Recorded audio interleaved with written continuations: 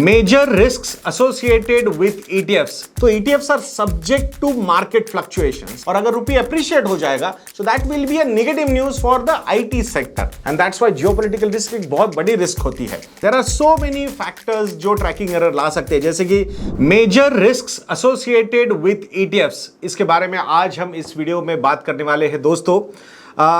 पहले क्लासिफाई करते हैं कि कौन सी रिस्क एसोसिएट होती है ईटीएफ्स के साथ. तो वो क्लासिफिकेशन पहले देखते हैं. तो रिस्क रिलेटेड टू मार्केट, दो टाइप के रिस्क होते हैं. एक होता है मार्केट रिस्क, दूसरा होता है लिक्विडिटी रिस्क. ये सारे रिस्क तो मैं आराम से डिटेल में भी समझाऊंगा आप लोगों के लिए. देन सेकंड क्लासिफिकेशन होता है related to portfolio, risk related to portfolio. तो पहला होता है करेंसी रिस्क, दूसरा होता है जियोपॉलिटिकल रिस्क और तीसरा होता है सेक्टर स्पेसिफिक रिस्क. इनको भी समझेंगे डिटेल में.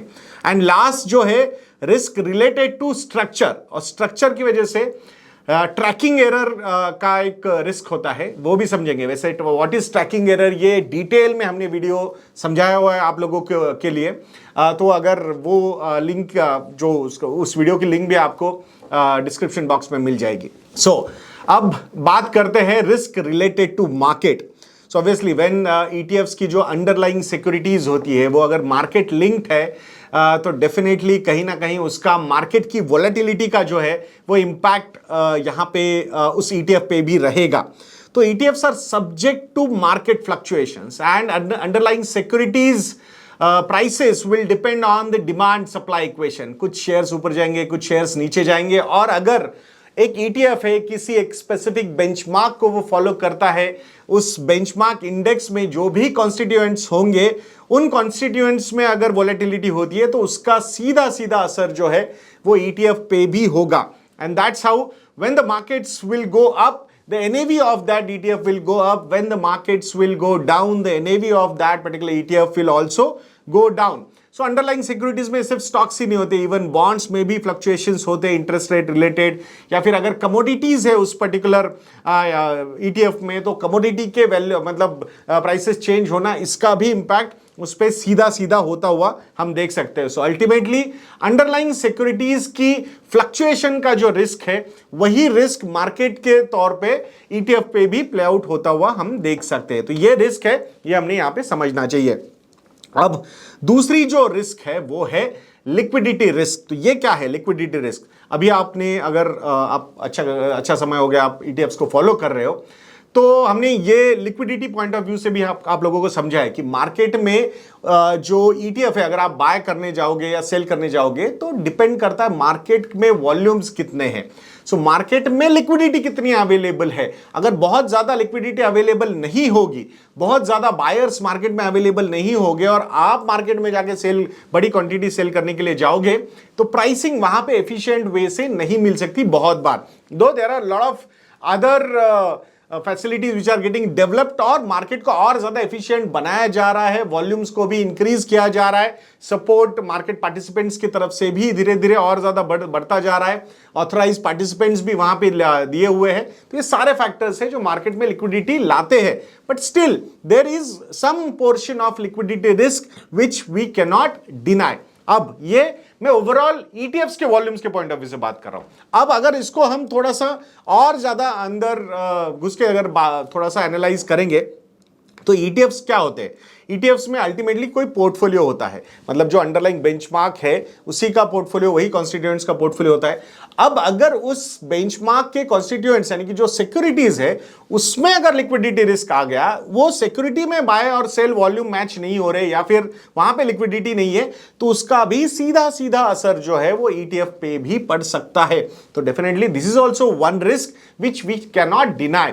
ऑब्वियसली कंपेयर टू दैट अगर कोई बड़ा इंडेक्स आप फॉलो कर रहे हो, निफ्टी 50 हो या सेंसेक्स हो, तो वहां पे ये पर्टिकुलर सिचुएशन अराइज होने के चांसेस कम होते हैं. बट स्पेसिफिकली आगे जाके जैसे जैसे मार्केट और ज्यादा इवॉल्व हो रहा है, डेवलप हो रहा है, अगर small cap related, micro cap related, mid cap related और ईटीएफ्स लॉन्च होंगे तो वहां पे ये सिनारियो आगे जाके डेवलप हो सकता है. वी आर नॉट सेइंग कि होगा ही, but that's what. So this is one of the liquidity risk which we need to understand. So when the markets are volatile also, so at that point of time ये particular risk जो है ना, liquidity की risk थोड़ी सी और ज्यादा बढ़ सकती है, तो ये हमने समझना चाहिए. So volatile markets pose liquidity risk. Any individual security in the ETF with low trading volume, जैसे हमने आपको समझाया, ये भी इनएफिशिएंट ट्रैकिंग का एक रिजल्ट हो सकता है. मतलब वो इनएफिशिएंट ट्रैकिंग में एरर क्रिएट कर सकता है वहां पे, तो ये भी हमने यहां पे समझना होगा. और ऑब्वियसली अगर ट्रैकिंग एरर डेवलप होता है तो रिटर्न्स में डिफरेंशियल क्रिएट हो सकता है vis-a-vis the benchmark which we are following और that particular ETF is following. तो आशा करता हूं कि ये first classification related to market ये आपको समझ में आ गया होगा रिस्क का. अब दूसरा जो है रिस्क रिलेटेड टू पोर्टफोलियो, इसको थोड़ा सा समझने की कोशिश करते हैं. पहला जो रिस्क है जो हमने बोला था आपको, आप लोगों को, वो है करेंसी रिस्क. अब specifically if you are investing into international ETFs, यानी कि ऐसा ईटीएफ जो इंटरनेशनल इंडेक्स को ट्रैक करता है. सो अगर इंटरनेशनल इंडेक्स है तो ऑब्वियसली सिक्योरिटीज जो रहेंगी, कॉन्स्टिट्यूएंट्स रहेंगी उस पर्टिकुलर इंडेक्स की, वो भी फॉरेन सिक्योरिटीज रहेंगी. तो अब वो फॉरेन सिक्योरिटी में इन्वेस्ट करना है तो ऑब्वियसली यहां पे बाइंग तो रुपीज में हो रही है, पैसा तो रुपीज में आ रहा है, और अब वो फॉरेन सिक्योरिटी में इन्वेस्ट करना है, वो सपोज डॉलर में, यूएस की कोई सिक्योरिटी है, तो वो पहले रुपी को डॉलर में कन्वर्ट करना होगा एंड देन इन्वेस्ट करना होगा. सो ये कन्वर्जन वाला जो एंगल है ना, कि रुपी से डॉलर में कन्वर्ट करना या फिर डॉलर से रुपी में कन्वर्ट करना ultimately at the time of redemption. So ये जो फैक्टर है, ये अगर करेंसी वहां पे फ्लक्चुएट होती है, एग्जांपल अभी rupee versus dollar, $1 is equal to say suppose example 83.5, अगर ये आगे जाके 85 होता है या फिर आगे जाके 82 होता है, तो जब हम ट्रांसफर कर रहे थे at that point of time currency was different. और अगर करेंसी डेप्रिशिएट होती है हमारी, तो obviously that is the currency risk which we can not deny. तो ये इसका इंपैक्ट जो है वो ओवरऑल वैल्यूएशन पे भी हो सकता है. तो ये रिस्क हमेशा पोज वहां पे होती रहेगी. दूसरी जो रिस्क है वो है जियोपॉलिटिकल रिस्क. उसको थोड़ा सा और डिटेल में समझेंगे. उससे पहले मैं सेक्टर स्पेसिफिक रिस्क को कवर करना चाहूंगा. अब सेक्टर स्पेसिफिक रिस्क मतलब कि ऐसा कोई मतलब कोई ईटीएफ है जो आपने सेक्टर स्पेसिफिक लिया हुआ है, जैसे कि बैंकिंग सेक्टर का ईटीएफ हुआ या फिर आईटी सेक्टर का ईटीएफ हुआ, जहां पे आपने इन्वेस्ट किया और उस पर्टिकुलर सेक्टर के साथ कुछ गलत हो जाता है. एग्जाम्पल के तौर पर कि इंटरेस्ट रेट सिनारियो बढ़ जाता है, और मैं बैंकिंग ईटीएफ की बात कर रहा हूं. इंटरेस्ट रेट का सिनारियो अपवर्ड टेरिटरी में चला जाता है, और उसकी वजह से ऑब्वियसली एनपीएस वगैरह, डिफॉल्ट्स वगैरह अगर होने शुरू हो जाते तो उसका इंपैक्ट कहीं ना कहीं बैंकिंग स्टॉक्स पे होगा ही होगा. और अगर बैंकिंग स्टॉक्स नीचे जाएंगे तो उसी का नतीजा सीधा सीधा आपका जो बैंकिंग ईटीएफ होगा उसके एनएवी पे भी इंपैक्ट होगा ही होगा.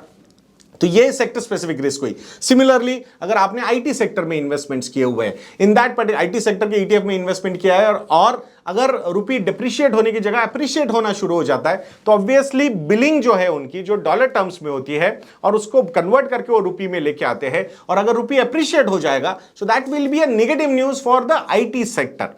तो ये भी निगेटिव हो सकता है. या फिर लेबर वेज इन्फ्लेशन अगर बढ़ जाता है बहुत ज्यादा, तो उसका भी इंपैक्ट सीधा सीधा उनके प्रॉफिटेबिलिटी पे हो सकता है, तो वो भी एक सेक्टर स्पेसिफिक रिस्क हो सकती है. तो ये सारे फैक्टर्स है. सो मतलब उस पर्टिकुलर सेक्टर रिलेटेड कोई निगेटिव न्यूज आती है तो फिर वो सेक्टर स्पेसिफिक रिस्क जो है वो ईटीएफ पे प्ले आउट हो सकती है. या फिर कोई ऐसा ईटीएफ जो एक्टिवली मतलब एक रिसर्च ओरिएंटेड कोई एक ईटीएफ है, बेंचमार्क जो है उसमें concentration of that particular sector is on a higher side, तो वो भी रिस्क, सेक्टर स्पेसिफिक रिस्क थोड़ी सी उस ईटीएफ में ज्यादा हो सकती है. अब तीसरी जो रिस्क है रिलेटेड टू पोर्टफोलियो वो है जियोपॉलिटिकल रिस्क. उसको थोड़ा सा समझने की कोशिश करते हैं.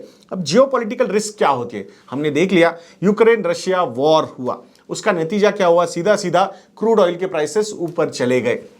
सो ऑटोमेटिकली अगर क्रूड ऑयल के प्राइसेस ऊपर चले जाते हैं तो एक ट्रांसपोर्ट सेक्टर जो है वो हर चीज जो मतलब यहां से वहां लॉजिस्टिक्स में आती है कि मूव करनी है, तो उसकी वजह से सारी कॉस्ट बढ़ जाती है. तो उसका जो इंपैक्ट है वो सारे के सारे सेक्टर्स पे भी हो सकता है. और अगर जैसे हमने देखा कि जियोपॉलिटिकल रिस्क जब शुरू हुई यूक्रेन रशिया वॉर की, so at that point of time जब क्रूड ऑयल के प्राइसेस ऊपर चले गए तो सीधा सीधा उसका असर इन्फ्लेशन की तरीके से हमने देखा। यूरोप में इन्फ्लेशन ज़्यादा हो गया, यूएस में इन्फ्लेशन ज़्यादा हो गया, बाकी अदर इमर्जिंग इकोनॉमीज में भी इन्फ्लेशन ज़्यादा हो गया। उसका नतीजा क्या हुआ? ऑब्वियसली अगर इन्फ्लेशन ज़्यादा हो जाता है तो इंटरेस्ट रेट्स बढ़ाने पड़ते हैं, इंटरेस्ट रेट्स बढ़ाने पड़ेंगे तो स्लो डाउन आएगा, तो ये सारे फैक्टर्स निगेटिवली प्ले आउट होना शुरू हो जाते हैं। And that's why geopolitical risk एक बहुत बड़ी रिस्क होती है। बहुत बार कभी कभी वॉर, डायरेक्ट वॉर भी नहीं होता, but tensions between different countries, ये भी जियोपॉलिटिकल रिस्क काफी बढ़ा सकता है। जैसे कि there is no war between Iran and US, but still the tension is there. So वो उसका नतीजा obviously will have some impact on the overall index पे भी हो सकता है, करेंसीज पे भी हो सकता है, कमोडिटीज के प्राइसेस पे भी हो सकता है। तो जो भी ऐसा इवेंट जो इनके प्राइसेस को फ्लक्चुएट करता है या फिर अपवर्ड टेरिटरी में लेके जाता है, कमोडिटी स्पेसिफिकली अगर हम बात करते हैं, so that always have a negative impact on the ETF NAVs. तो ये हमने यहां पे समझना चाहिए। तो वो भी एक रिस्क डेफिनेटली रहती है। अब risk related to ETF structure, जिसमें ट्रैकिंग एरर के बारे में बात करेंगे। There are so many factors जो ट्रैकिंग एरर ला सकते हैं, जैसे कि fees and expense ratio of scheme होता है, या फिर कुछ कॉर्पोरेट एक्शंस होते हैं सिक्योरिटीज में, तो उसका इंपैक्ट हो जाता है। कैश बैलेंसेस मतलब बहुत ज्यादा नहीं, बट थोड़ा बहुत जो नया पैसा आता है उसका इंपैक्ट हो सकता है। Changes to the underlying indices, ये भी एक इंपैक्ट हो सकता है कि एफिशिएंटली वो इंडेक्स को रेप्लिका करना, ये कभी कभी एरर क्रिएट कर देता है।